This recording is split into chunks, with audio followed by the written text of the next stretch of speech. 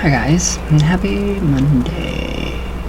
So, alright, we are done with the, I'm not going to go into the Roman numerals at all, because we already all know what that means.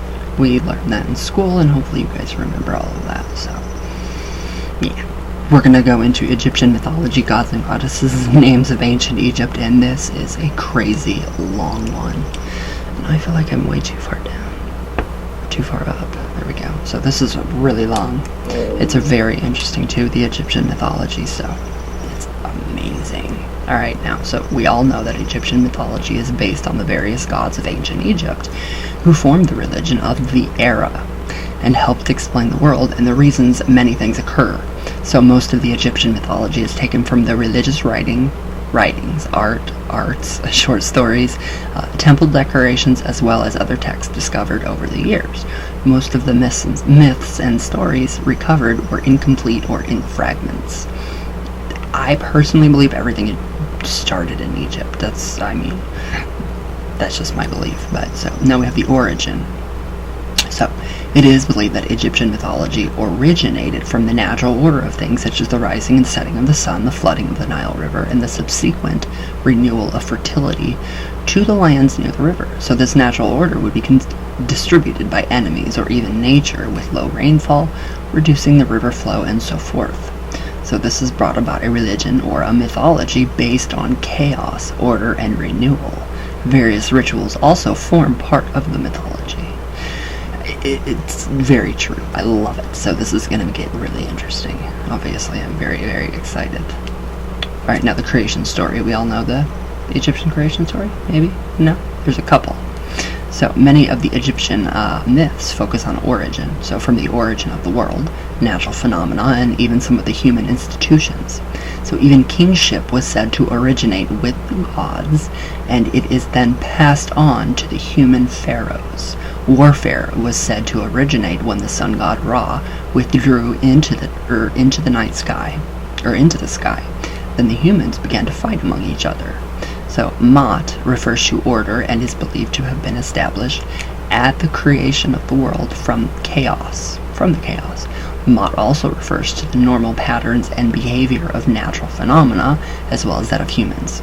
Ma'at is the basis, the ground that we have underneath of us. So everything that temples, Egyptian temples, all that stuff that we do, we build, all the Egyptian temples are built on Ma'at. So, it's very interesting. I love this stuff. So, where did I go? Okay, so Ma'at refers to, yeah, I read that. So Ma'at also refers to the normal patterns and behavior of natural phenomena, as well as that of humans. So when Ma'at exists, life and happiness becomes possible.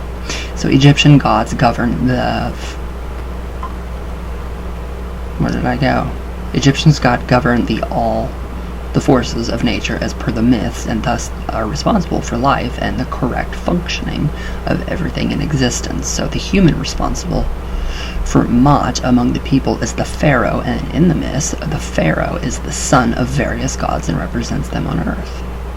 So he is also responsible in seeing the rituals necessary to keep the gods happy.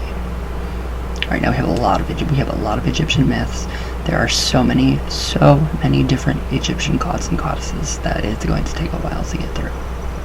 But it's very, very, very, very much worth it. Alright, now, Egyptian myths. Now, as in most myths, the Egyptian mythology focuses around traditions, daily life, as well as the big questions such as the fate of the universe. Egyptian gods relate to the physical objects, such as the sun and the earth, as well as most more abstract forces, such as creativity and knowledge. The Egyptians believed that their gods were the power behind all forces and elements. The myths are often incomplete or even only partial narratives.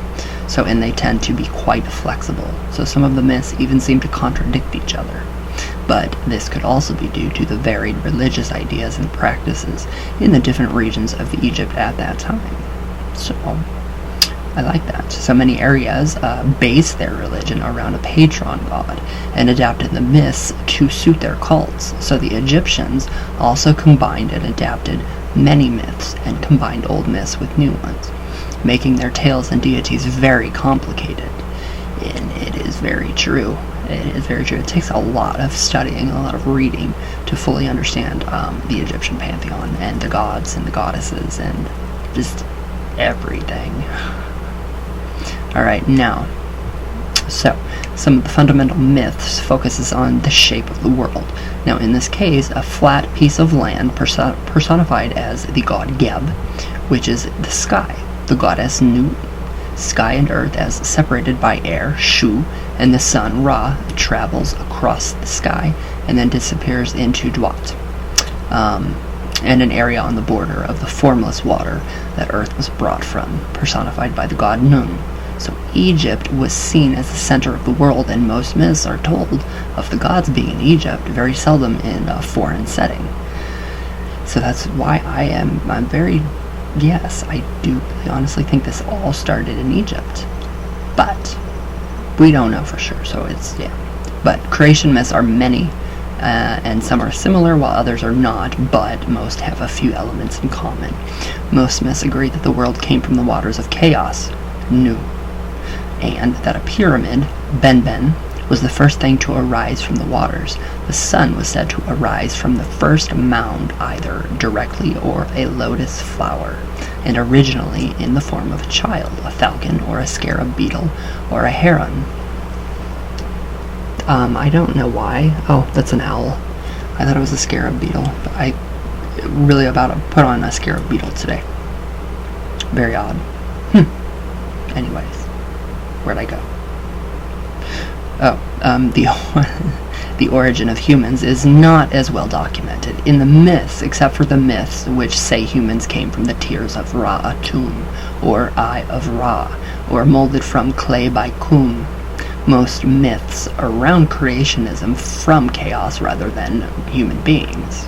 Human beginnings. So yeah, who was it? Kum is the one that uses the clay to mold the creation. So he used clay on his circular clay thing, I don't know what that's called right now, to actually, yes, create us. The Union of Isis and Thoth. That's one good book that will tell you a lot. So, alright, now the gods and the goddesses. This is going to be really long. So, the sun god Ra was leader of earth and all the gods after creation. So there are various myths surrounding his rule and conflicts with some of the other gods and later humanity as well as until he leaves earth and lives in the sky, traveling through the heavens daily. So Osiris is associated with kingship and fertility, and certain myths tell of him being killed and dismembered by his brother Set, or Seth, who then takes over ruling the world. So his parts are scattered all over Egypt, but his wife Isis, who's also his sister, strange, recovers all his parts with the help of Anubis, and Nephthys restores his body to completeness, but he is then revived for enough time to impregnate Isis with a son, Horus. It's a little different. Isis raises Horus out of the sight of Set, and then when he is grown, he challenges Set for the throne. There are many parts of the myths of their conflict, including one in which Set or Seth pulls out Horus's eye, which are restored by Hathor or Thoth. So the Eye of Horus is a very powerful symbol in ancient Egyptian life. So there are two endings to the myth. One in which Horus eventually rules, and another where they divide the kingdom between them. I always wear my eye. That's actually the Eye of Thoth, or Horus. So it's pretty interesting. It's very interesting, actually. So, where'd I go? Okay, so royal children, since just the first human kings are said to be descended from the joining of a god with a human woman. Now, in some of the myths, the god is Ra, and in others, it is Amun. This was one way of stating that the human ruler was there due to deliberate intervention by a god or gods. Although not described in any detail, many of the recovered texts seems to indicate a brief that the world is destined to end along with everything else besides the gods Atum and Osiris. So this also seems to indicate that the world will be reformed anew as these gods represent renewal and creation. So, alright, now in this section are descriptions of Egyptian mythologies, mythological beings described in the encyclopedia, gods and goddesses, and this is actually a new section here on the Mystica.com. It's being constructed. We have a lot to go through. Amut, Amun, Amunet, Anubis, Atan, Atun, Bastet, Geb. We have Hathor, Hethet, Horus, Bede, Horus, Isis, Ket, Mat, Miet, Weret, Min, Mut, Nephesis, Nun, Osiris, Ta. We have so many. So that's just kind of like the basis right there. The little bit of just the basic information on the Egyptian pantheon and their origins. And yeah, I just really honestly think that it all came from Egypt. It just makes sense. It really honestly makes sense. The Book of the Dead, everything. And I still have yet to get my hands on that book. So yes. Let's see how long these articles are. So, alright, we'll go with Amut. So, Amut was really a chthonic underworld goddess and devouress of the dead. She was a significant deity who allegedly consumed the dead if their hearts were found weighed down with guilt in the judgment hall of two truths during the weighing of the heart ceremony. So that would be, being weighed on the scales with Mot's feather and with your greed, your dirty deeds, basically. That's what that's about. And the halls of Amenti is where we go. So Amut has a fearsome aspect and sits alongside the 42 juror gods named in the Book of the Dead. So she is depicted with the head of a crocodile, the trunk and forelimbs of a lion, and the hind part of a hippopotamus.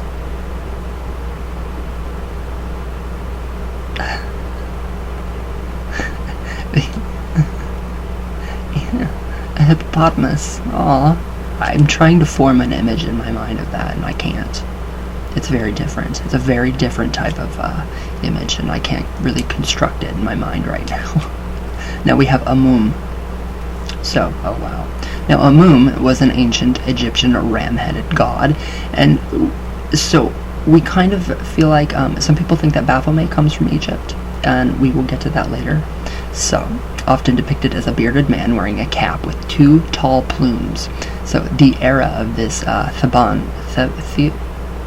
Theban, sky god's greatest ancestry occurred in the 16th century BC, when the Egyptians expelled the Hyksos and extended the imperial frontiers into Canaan.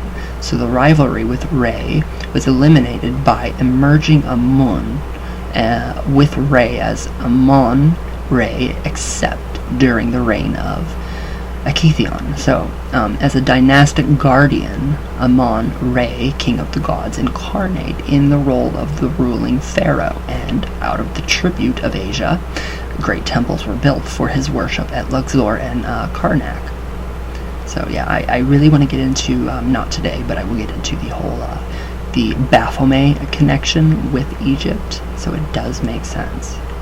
Now, worshippers throughout Amun to be one of the creators of the universe, and in prayers besought his generosity. So Amun was identified with Zeus and famous for his oracle at Siwa in Libya.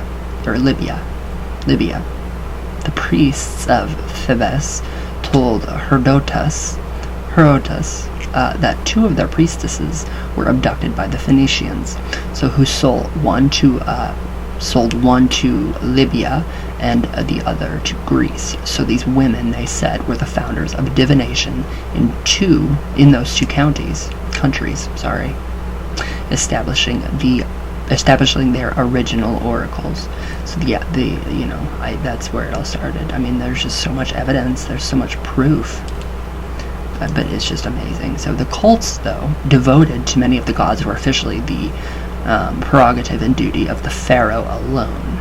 So it would be, kind of not so good. So it would be under the leadership of that pharaoh or king, and I don't know. And the consensus fulfillment of his duty was of vital importance to the people and him. So the cults reflected the contemporary established order, and at the same time served to justify it. Essentially, their function was similar to primitive magic. The ritual images and or ritual declamation of events would seem to make the event occur and give it legal force. When pharaohs were not able to officiate at ceremonial events, especially at daily ceremonies, priests officiated. So thus priests became important, men who took or who could take the pharaoh's place. Also in temple services were priestesses, usually dancing and making music in the forecourt for the entertainment of the god. So in many cases, these priestesses were deemed to be the god's concubines, particularly in temples of the gods associated with fertility. So, which was especially true in the temples of Amon-Ra, where the divine consort was often the royal princess. Oh my god, I love this. It just it just fills my soul with just so much good. It really does. It fills my soul with so much good. So, I mean, we have a lot to go on. So we've done 2, Amut and Amun. We have a lot more to go. I mean, this is going to be good. So I'm very, very excited to, share with you guys the, oops, I'm about to take everything down with me. The entire Baphomet, and, how it, there is an Egyptian god that is very closely associated with Baphomet. How do you say it? Baphomet or Baphomet? Baphomet? Baphomet. I don't know. I think it's both. Who knows? I don't. Maybe I should know, but so, alright. And, okay, so I did have a rant the other day, and because I was going crazy for a second, it was a flash of darkness, and it lasted for just a minute. So I did say that I was not going to offer advice anymore, like teaching. So, like, what I meant was, I'm not gonna, spend my personal time spending hours and hours and hours trying to teach someone the same thing over and over. So I can't, I can't do that. I mean, it's just, but I'm still gonna, if whatever questions, you guys have for me about my path and my experiences and Ouija, and I will help, and I will, offer guidance and everything that I possibly can do. But when it comes to like hours upon hours of teaching, that can't happen anymore. I can't do that. It's too much. So that's really what I meant by that. It wasn't that I'm going to, never give guidance or anything anymore to anybody. Of course I'm going to. So I said that completely wrong, but it was a flash of darkness and it's gone now. So everything's alright. And plus, yes, being, the stay-at-home order is making people go crazy. And I'm feeling a little crazy myself. So, gotta go outside, pace myself, because I'm finding it really hard to breathe, which is kind of scary. I'm trying to catch my breath outside while I'm doing yard work, and it was kind of scary for a minute, so. But I don't have any symptoms, no fever, no nothing, so everything is going good. Everything, I mean, the Z-Pack, and when my doctor, she's amazing. I mean, I am just, I don't know. So, yes. So, and then there are more resources too. So, Pink and, oh gosh, Jennifer, I can't remember her last name, but she wrote the book On Being Human.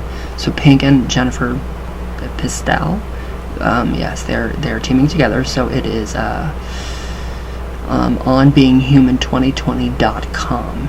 You can go on there if you are in need of food, if you don't have food. What Pink and her are doing, they are, it's a GoFundMe. They broke the internet, which is amazing. So, and they are giving away $100 gift cards for food. So you can submit your request, or you can donate if you have the money. If you don't, then, if you need food, be completely honest in your, submission for that. But yes, and then all proceeds of that book, and, these people are doing a lot to help. I mean, almost $1 million. Yeah, $1 million to the hospitals here for, just masks and just necessities. So a lot of good is being done. So yeah, just stay at home and be safe, everybody. Just be safe. And I love you all, and I'll see you guys tomorrow. And yeah, we'll go over the rest of all of this. So it's exciting. I love the Egyptian stuff. Anyways, but yes, I love you all. All the way from Venus, all the way back down. And I will see you all, there we go, tomorrow. So everybody please be safe. And thank you guys for everything that you do, all your comments, everything. You were wonderful. And I love you guys, and I'll see you guys tomorrow.